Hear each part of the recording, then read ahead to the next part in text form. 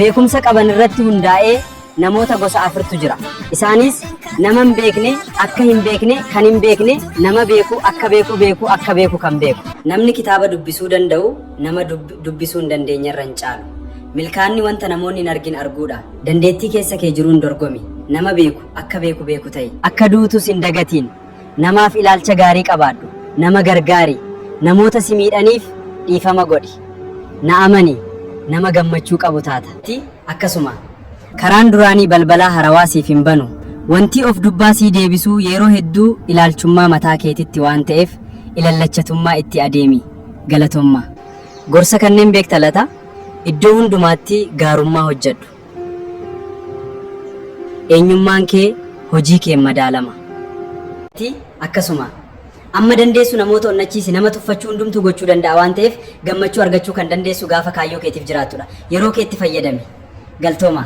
Kaayyoo kee galmaan gahuuf jechoota namaa miila jala kaa'i. Rakkina keessa jirtu bira kuti. Hojjechuun agarsiisi. Kaayyoo kee namatti hin odeessin. Namni karaa itti kuftu mijjeessa. Ofitti amantummaan hojjedhu. Hojjechuun boruuf si fayyada. Waan ta'eef hojjedhu. YouTube koo kanas subscribe godhaa. Facebook kiyyaas follow godhaa. Nama kamiifuu guyyaan borii haaraadha. Kanaaf socho'i. Kufii ka'i jireenya akka muuziqaati. Hordoftoota kiyyaa qalii. Mee viidiyoo akkamii akkaan isiniif hojjedhu? Comment jalatti naaf barreessaa. YouTube kiyyaa kanas subscribe godhaa. Hordoftoota koo qaqqaalii fi gaggaarii akkam nagaa jira jirtu isiniin jecha YouTube koo Orostar Media hordoftoota 1000 ga'uu keessaniif galatoomaa jechuun barbaada. Waan na jajjabeessitaniif galatoomaa. Beekumsa qaban irratti hundaa'ee namoota gosa afurtu jira. Isaanis nama hin beekne, akka hin beekne, kan hin beekne, nama beeku, akka beeku kan beeku. Namni kitaaba dubbisuu danda'u nama dubbisuu hin dandeenye irra hin caalu. Milkaanni wanta namoonni hin argin arguudha. Dandeettii keessa kee jiruun dorgomi. Nama beeku, akka beeku ta'i. Akka duutus hin dagatiin. Namaaf ilaalcha gaarii qabaadhu. Nama gargaari. Namoota si miidhaniif dhiifama godhi. Na amani. Nama gammachuu qabu taata. Akkasuma amma dandeessu namoota onnachiisi nama tuffachuu hundumtuu gochuu danda'a waan ta'eef gammachuu argachuu kan dandeessu gaafa kaayyoo keetiif jiraattudha. Yeroo keetti fayyadami. Galtooma. Karaan duraanii balbalaa harawaa siif hin banu. Wanti of dubbaa sii deebisuu yeroo hedduu ilaalchummaa mataa keetitti waan ta'eef ilallachatummaa itti adeemi. Galatoommaa. Gorsa kanneen beekta laata? Iddoo hundumaatti gaarummaa hojjedhu. Eenyummaan kee hojii kee madaalama.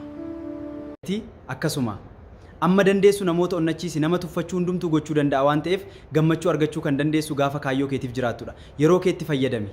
Galtooma.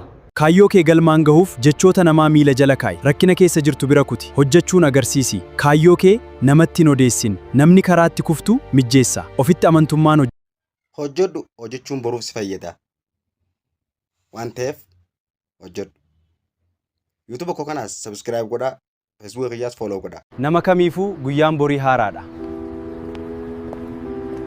Kanaaf socho'i. Kufii ka'i jireenya akka muuziqaati. Hordoftoota kiyyaa qalii. Mee viidiyoo akkamii akkaan isiniif hojjedhu? Comment jalatti naaf barreessaa. YouTube kiyyaa kanas subscribe godhaa. Jiruu fetee jirachuuf tan keessaa jirtuu tana jaladhu. Galatooma. Kufaatii keetii. Kufaatiin faallaa galmagaa gahiinsaatii miti. Qaama isaatii malee jette beekuu dhabuu kayyoo kee jalaa deemuu dhiistee maal nan jedhan namoota kanneen irra of fageessi. Tokko kan si kijibu, lama kan si hin kabajne, sadii kan gassi qabu, afur kan si fayyadamu. Mee namoota kanneen keessaa kan akkamii waliin jirta? Jaalalaa keessatti wanti yoo xiqqaatee nama jaallatturraa si gammachiisu maali? Kommenti jalatti naaf barreessaa. Galatoomaa. Fakkeessee jiraachuurraa fagadhee jirachuun filannoo kooti. Sittaa toluu nagayaan turi. Ilaalcha kufaallaa galma gahiinsaatii miti. Qaama isaatii malee jette beekuudhaan madaalchisu, waliin madaalchisu, kaayyoo kee jalaa deemuu dhiistee maal nan jedhan jechuu? Kanneen irraa of fageessi. Tokko kan si kijibu, lama kan si hin kabajne, sadii kan gad si qabur kan si fayyadamu. Mee namoota kanneen keessaa kan akkamii waliin jirta? Comment jalatti naaf barreessi.